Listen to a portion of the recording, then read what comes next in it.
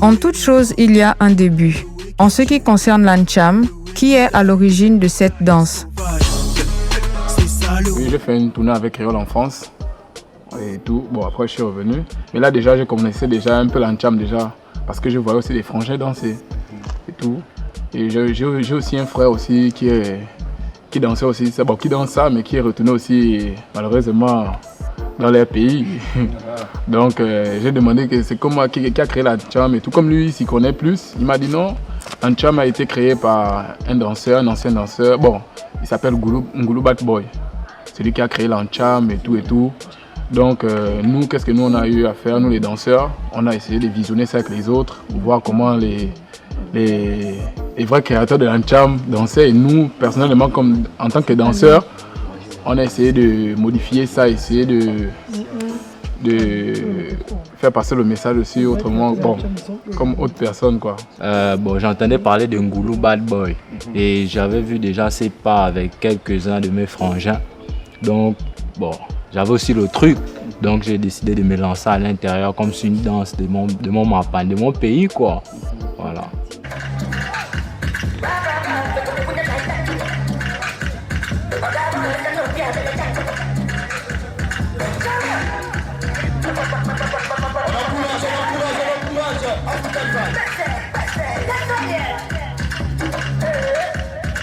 L'Ancham a été créé en prison parce que, comme dans tout mouvement, vous le savez, il y a ce qu'on appelle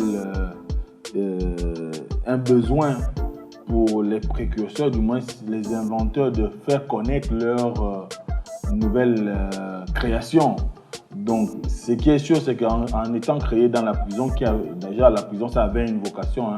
La vocation, c'était de se créer un code entre les différents, comme on les appelait à l'époque, les bangandos. Et aujourd'hui, on parle de goudronniers et consorts. Donc, il fallait qu'ils se créent des codes.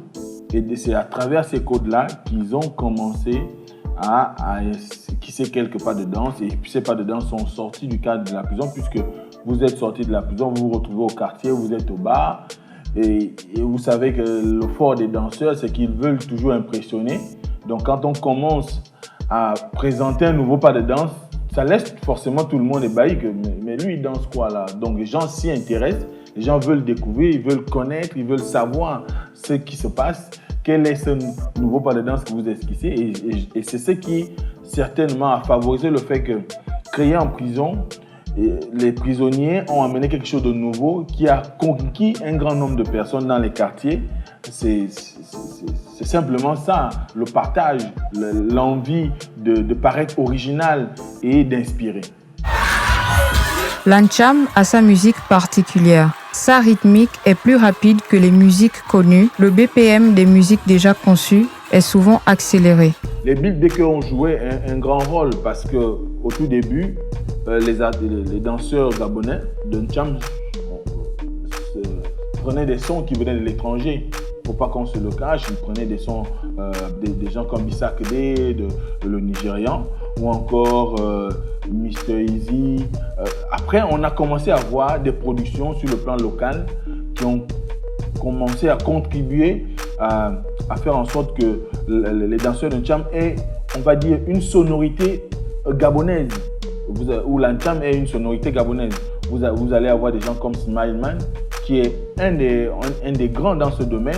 Vous avez des gens comme Giscard 16 qui sont très forts dans le domaine. Ça sous-entend les beatmakers ont également permis à ce qu'il y ait une transition, que les danseurs de N'Cham n'aillent plus chercher les musiques à l'extérieur, mais qui trouvent sur le plan local des artistes ou on va dire des beatmakers capables de leur produire des choses qui peuvent leur permettre de s'exprimer avec l'Ancham. Bon, il faut dire que j'ai commencé à faire des musiques d'abord, des musiques dansantes, hormis l'Ancham, c'était plus musique spécialement pour les danseurs, vu que après avoir été danseur, j'étais manager d'un groupe de danse.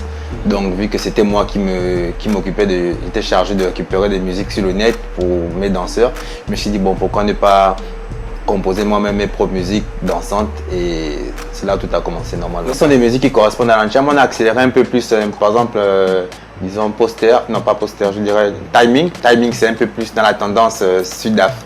le kwaito et autres. Donc avec le kwaito, on a commencé à accélérer un peu plus, puisque c'est ce qui se faisait en Afrique du Sud et c'était la tendance. Donc on a commencé à accélérer. Et maintenant on va un peu au-delà du kwaito, du rythme kwaito. On va surtout dans les 100, 130, 131 BPM. Donc vous voyez que c'est beaucoup accéléré. Ouais.